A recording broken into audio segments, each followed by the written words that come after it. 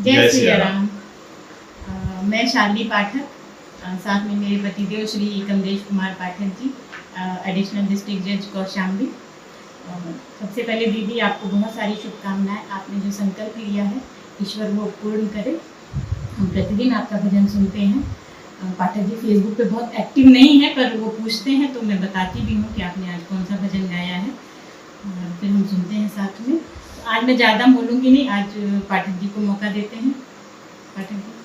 आदरणीय सर, भाभी जी, सादर प्रणाम।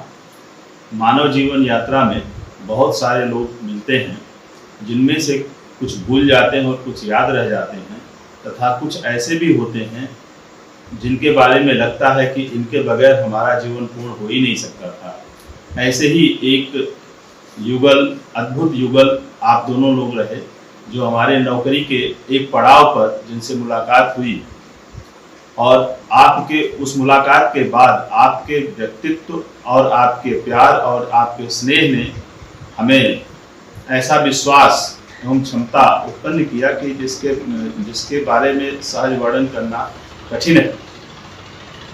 भाभी जी के सत्संकल्प के बारे में हमें पता चला तो इसके विषय में तमाम लोगों को तमाम संशय होने लगा कि पता नहीं ये भाभी जी का संकल्प पूरा होगा कि नहीं, क्योंकि न मंदिर निर्माण की अवधि कितनी लंबी होगी, क्या क्या बातें आएंगी, कितने दिन कितने रात होंगे।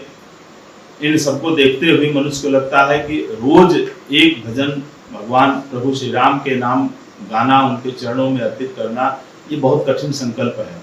किंतु हमें कभी भी इसमें कोई शंका या कोई भ्रम नहीं हुआ कि यह आपका संकल्प पूर्ण नहीं होगा, क्योंकि मैं जानता हूं कि आपका यह संकल्प सामान्य संकल्प नहीं है, यह सत्संकल्प है। और यह संकल्प, आपका सत्संकल्प भगवान श्री राम जो स्वयं सच्चित आनंद हैं, उनके विषय में है। और हम जानते हैं कि जब कोई सत्संकल्प करता है तो भगवान प्रभु श्री राम उस संकल्प को स्वयं पूर्ण कराते हैं, और उनके किसी भी दायित्व के ले लेने के बाद यह शंका करने का कोई बिंदु ही नहीं रहता है कि यह पूर्ण होगा या नहीं होगा। आवश्यकता केवल यही होती है कि हम सत्संकल्प ले सकें, जैसा कि भाभी जी कर सकी। इन्होंने ये संकल्प लिया और इस संकल्प को वो पूरा करेंगी। और सामान्य आदमी तो यही सोचता रहा, जब से मंदिर बनने की प्रक्रिया शुरू हुई, सामान्य व्यक्ति यही सोचता रहा कि चलो हमें भी इस मंदिर के बनने की अवधि देखने का, दर्शन करने का लाभ प्राप्त होगा। किंतु कुछ लोग ऐसे भी रहे हैं कि जिन्हें इतने मात्र से संतोष नहीं हुआ कि वे केवल दर्शक बन सकें या उस दृश्य को देख सकें, बल्कि वे विशिष्ट लोग हैं और उन्होंने इसके साथ साथ कोई न कोई सत्संकल्प किए हैं। उन्हीं में से आदरणीय भाभी जी भी हैं कि जिन्होंने यह सत्संकल्प लिया कि वे निर्माण अवधि प्रारंभ होने से अंत तक प्रतिदिन एक भजन की माला भगवान प्रभु श्री राम के चरणों में अर्पित करेंगी, और यह निश्चित रूप से पूर्ण होगा, इसमें शंका का कोई बिंदु नहीं है।